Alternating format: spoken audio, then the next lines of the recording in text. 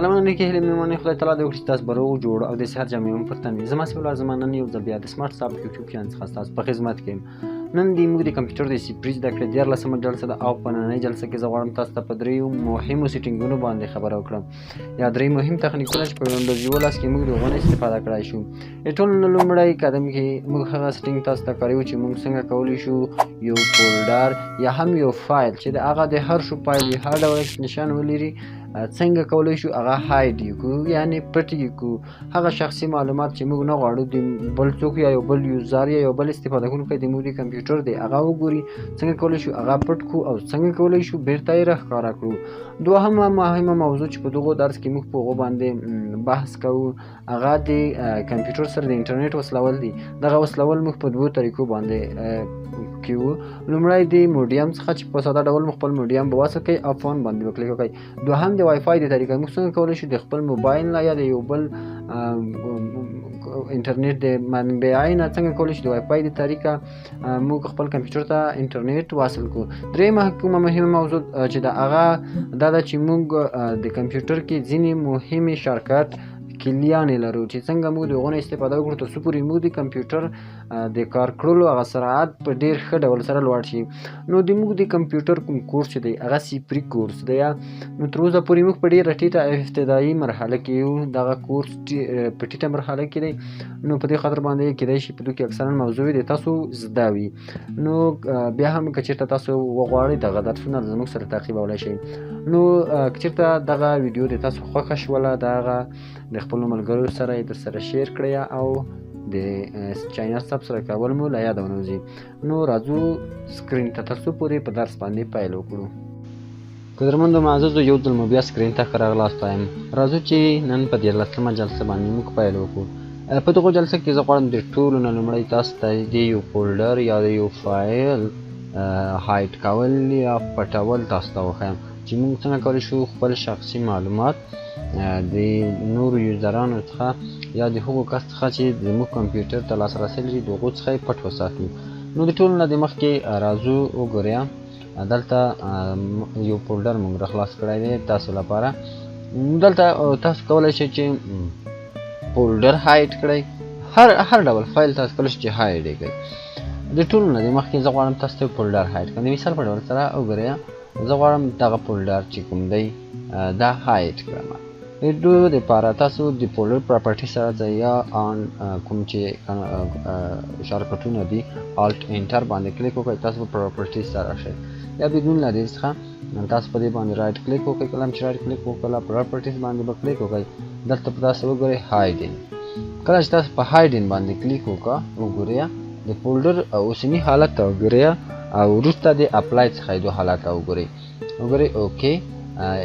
یعنې په دې سره دننه چې کوم فایلونه د فولډر دي که چېرته غواړئ تاسو ته نه د فولډر هایډ کړئ نو تاسو صرف په دې باندې کلیک وکړئ چې ته نه د فولډر غواړم او که وایئ چې دننه د فولډر کوم فایلونه دي هغه ټول د هایډ شي نو دویم چک باکس چې هغه در سره سلیکټ کړئ اوکې اپلای. وګورئ د فولډر هغه کوم شکل چې وه یو څه خاب شوله یو څه تیاره ډوله شوله. خو د ټولو نه د مخکې تاسو به په تاسو کمپیوټر چې دی هغه به په داسې حالت کې وي چې دلته وګورئ تاسو ویو ته چې کله راغلی شو کې د هایډین فایل آیټمز دي دا به تاسو نه وي آن شوی. نو د مثال په ډول دا ځل غواړم تاسو دغه فولډر 1 په نوم باندې کوم فولډر چې دی دا هایډ کړم. راځو په هایډ باندې کلیک وکړو. وګورئ دا چې زه کله اپلای کړم وګورئ هغلته فولډر غایب شوله ورک شوله. یعنې که چېرته تاسو هغلته هایډین آیټمز فعال وي نو بیا تاسو دپاره هغه فولډرونه هلته ښودل کېږي. د فولډر سره سره زه غواړم دغه ویډیو دغه ایکس فایل چې کوم دی دا هم زه هایډ کول غواړم. شارټکټونه تاسو دلته کتلی شئ. نو راځم دا په هایډین باندې زه کلیک کړم او اوکې باندې کلیک کړم. وګورئ دا فایلونه هم هایډ شول. دا فایلونه د موږ کمپیوټر کې شته دي حذف شوي نه دي. موږ د کمپیوټر حافظه یې نیولې ده. نو بیرته څنګه کولی شو دغه فایلونه له هایډ حالت څخه وباسو یا موږ غواړو چې بیرته دغه فایلونه ووینو نو تاسو به راځئ ویو ته په ویو کې به شو ته راځئ په شو کې به هایډین آیټمز باندې کلیک وکړئ.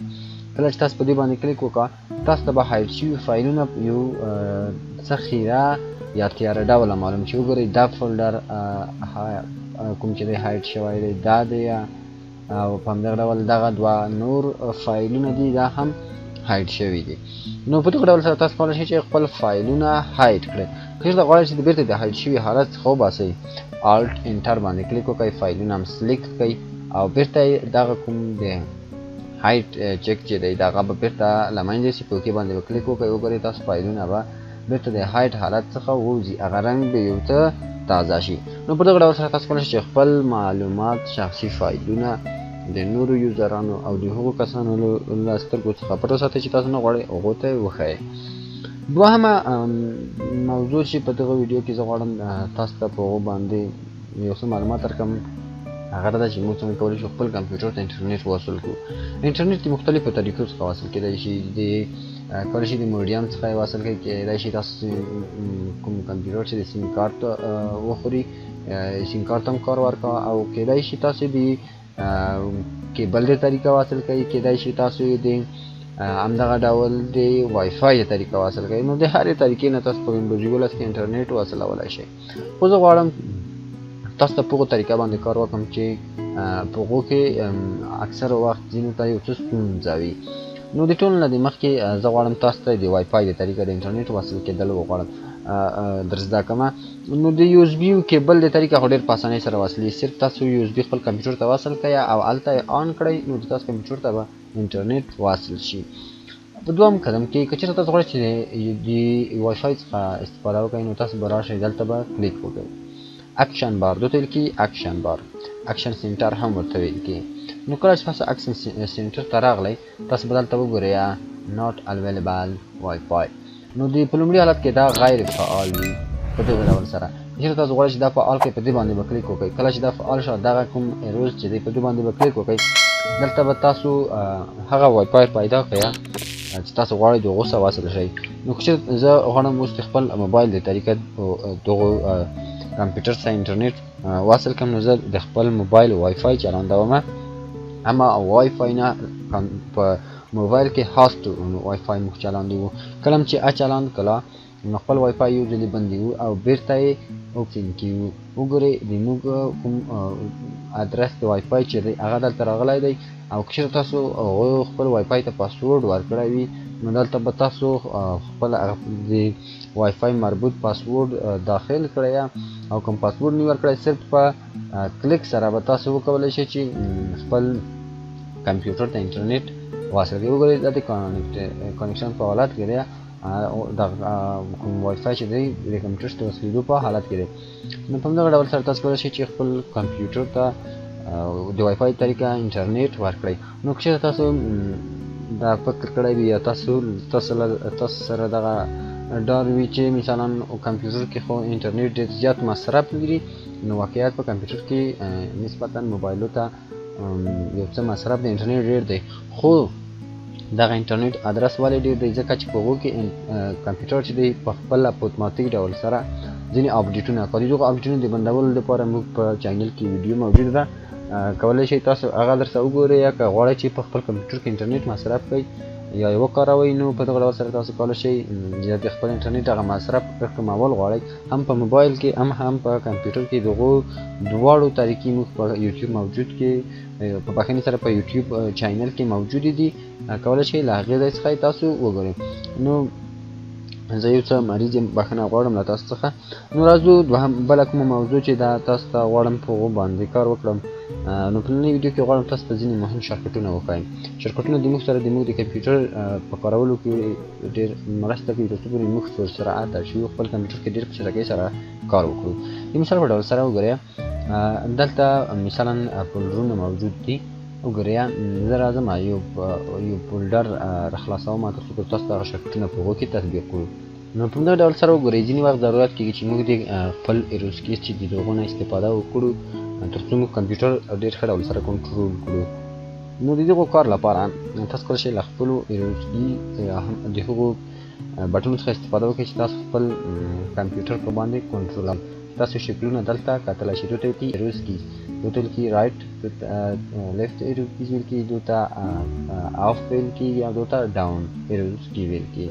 نو په همدغه ډول سره مثال په ډول سره زه غواړم چې خپل دغو کوم فولډر ته دننه تګ غواړم، نو زه صرف د الټ بټن باندې کلیک کوم او د هغو ایروز کی چې د هغو نه استفاده کړم. وګورئ که چېرته موږ غواړو چې بیرته شاته راوګرځو په دغه مخ او شاته بیرته په دغو فولډرونو کې موږ تللی شو، اما د مخته تګ امکان تر هغه حده پورې دی چې تر څو پورې موږ تللي. وګورئ دغو فولډر ته موږ راغلو، اوس موږ کولی شو دغو فولډر پورې بیرته ته راشو، یعنې دلته ضرورت نشته چې تاسو راشئ له دغه ځای څخه استفاده وکړئ تر څو پورې تاسو خپل د ماوس په ذریعه باندې څو کلیک په اندازه باندې شاته راشئ. نو په دغه ډول سره دا یو شارټکټ کی وه یا شارټکټ کلی وه. ځینې وخت ضرورت کېږي تر څو پورې موږ دغه کومې وینډوګانې چې دي دا ډېرې ترتیب کړو. دغه ترتیب دپاره مثلا زه که څو وینډوګانې له ځان سره ولرم، بیا په دغه ډول سره ما دلته 4 وینډوګانې راخلاصې کړي. نو یو طریقه خو دا ده چې زه دا دلته په دغه ډول سره ترتیب کړم. وګورئ په دغه ډول یې ترتیب کړم او یعنې په دغه طریقه کې د ما نه ډېر وخت نیسي، نه هم کولی شو ډېر چټکۍ سره دغه کار ترسره کړم. نو چېرته تاسو غواړئ چې دغه 4 وړه وینډوګانې په یو ځل وکاروئ، نو تاسو صرف یو کار تاسو کړلی شئ هغه د خپل وینډوز کی څخه استفاده وکړئ. وګورئ تاسو دلته ریویو معلوموي چې زه له کومو بټنو څخه استفاده کړم. وګورئ لومړی خو به تاسو په هغو وینډو باندې کلیک کړئ چې تاسو غواړئ هغه منظمه کړئ. موږ لومړی دا غوښتل چې منظم کړو. دویم قدم کې زه دغه وینډو چې دا غواړم چې دغو باقي حصې ته یې دلته راوړم، صرف په وینډوز باندې کلیک کړم په دغه ډول سره. وګورئ په دغه ډول اوکې. کله چې په وینډوز باندې کلیک وکړه یا غواړم چپ طرف ته یې په دغه ډول سیټ کړم. کله چې دا سیټ کړه په دویم قدم کې زه غواړم چې دغه دلته داسې ورڅخه رابره کړم. نو وګورئ په دغه طریقې سره موږ ټول کومې وینډوګانې چې وي هغه هم په ډېر منظم ډول سره ترتیب کړي. نو په دې ډول سره وګورئ دا هم یو بله طریقه وه. نو چېرته تاسو غواړئ چې مثلا یو بل کاپي له دغه څه واخلئ کنټرول ام باندې کلیک وکړئ او په دغه ډول سره وګورئ دلته مختلف حالتونه شته دي، مختلفې طریقې شته دي چې تاسو کولی شئ خپل هغه فولډرونو وینډو یا غواړئ چې په یو ځل باندې په یو وار باندې تاسو مختلفو سافټویرونو کې ایډیټ وکړئ. نو تاسو کولی شئ په دغه ډول باندې تاسو خپل هغه د سکرین کومه حصه چې دا هر یو سافټویر د وینډو دپاره یې مشخصه کړې او په دغه ډول سره د هغو 4 واړو څخه تاسو ډېر په اسانۍ سره کولی شئ چې استفاده وکړئ. بل مهم شارټکټ کلی چې زه غواړم تاسو ته وښیم هغه دا ده ځینې وخت موږ ته ضرورت کېږي تر څو پورې موږ سیټینګس ډېر په چټکۍ سره راخلاص کړو. نو وینډوز پلس آی باندې به تاسو کلیک وکړئ، تاسو ته به په اتوماتیک ډول سره هغه کومه د سیټینګس چې دي تنظیمات چې دي هغه به تاسو ته اوپن شي. که تاسو غواړئ چې ایکسپلورر وینډو م راخلاصه کړئ، تاسو صرف په وینډوز کې باندې کلیک وکړئ، نو تاسو ته به په دغه ډول سره وینډو راخلاصه شي چې په دغه کې تاسو کوم رسمي فایلونه دي هغه هم دلته کتلی شئ. نو په همدغه ډول سره بله شارټکټ کې چې زه تاسو ته غواړم هغه وښیم هغه د اکشن سینټر ده. د دې لپاره چې تاسو خپل اکشن سینټر راخلاص کړئ، تاسو د وینډوز ای څخه استفاده وکړئ یا پلاس ای. وګورئ دوی ته ویل کېږي اکشن سینټر. دا چې دی موږ اکشن سینټر دی دلته خپل هغه اکشنونه چې دي هغه دلته موږ کولی شو چې ترتیب یې کړو او په همدغه ډول سره یې استفاده کړو. له دې څخه هم تاسو کولی شئ چې سیټینګس راخلاص کړئ یا بلوټوت هم آن کړئ یا خپل ایرپلین موډ ته کمپیوټر واړوئ، د بټرۍ مربوط سیټینګونه دلته سیټ کړئ، یعنې مختلف سیټینګونه تاسو کولی شئ. ځینې وخت ضرورت وي چې موږ خپل ډسپلی راخلاصه کړو د شارټکټ کی څخه، نو تاسو به صرف په وینډوز ډي باندې کلیک وکړئ، تاسو ته به د خپل کمپیوټر کومه ډسپلی چې ده هغه به تاسو ته اوپن شي. نو کله چې تاسو په وګورئ زه ځینې وخت کمپیوټر مصروفه وي، نشي کولی چې ډېر په چټکۍ سره دغه شارټکټ کلیانې چې دي اجرا یې کړه. نو کنټرول ډي باندې موږ کلیک کړو، بخني سره وینډوز ډي باندې موږ کلیک کړو، موږ ته به ډسپلی راخلاصه شي. نو په همدغه ډول سره ډسپلی هم موږ کولی شو چې راخلاصه یې کړو.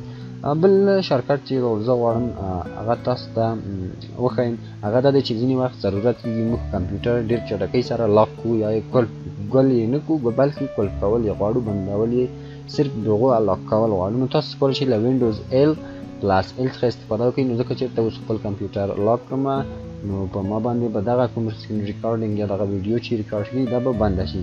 نو هغه تاسو په خپله هلته کولی شئ چې وازمایئ. ځینې وخت ضرورت کېږي چې موږ یوه وینډو ډېر په چټکۍ سره هغه منیمایز کړو. وګورئ زه صرف په وینډوز ام باندې کلیک کوم نو هغه به منیمایز شي. یعنې په دغه طریقې سره تاسو کولی شئ که د تاسو سره 15-16 دانې وینډوګانې اوپن وي په یو ځلې سره تاسو کولی شئ هغه ټول منیمایز کړئ. که هغه سافټویرونه وي، که هغه ویډیووې وي، که هغه هر شی وي، تاسو ته به سکرین مکمل ډول سره کلیر کېږي. نو شارټکټ کیلۍ چې دي ډېرې زیاتې دي، نو زه به کوشش کوم چې یو څه اندازه لږ لږ یې تاسو ته په هره جلسه کې حداقل یو یا دوه شارټکټ کیګانې چې دي هغه تاسو ته وښایم. نو په دې سره د موږ نننی درس یوه پای ته رسېږي. نو چېرته دغه درس تاسو خوښ شوی وي درسره لایک یې کړئ، له خپلو ملګرو سره یې شیر کړئ. نو دغه به د موږ نننۍ ویډیو تر بلې راتلونکي ویډیو پورې تاسو په کار پرون پیچالې ولرئ. د خدای په امان تل مو خپلو دعاګانو کې یاد ساتئ.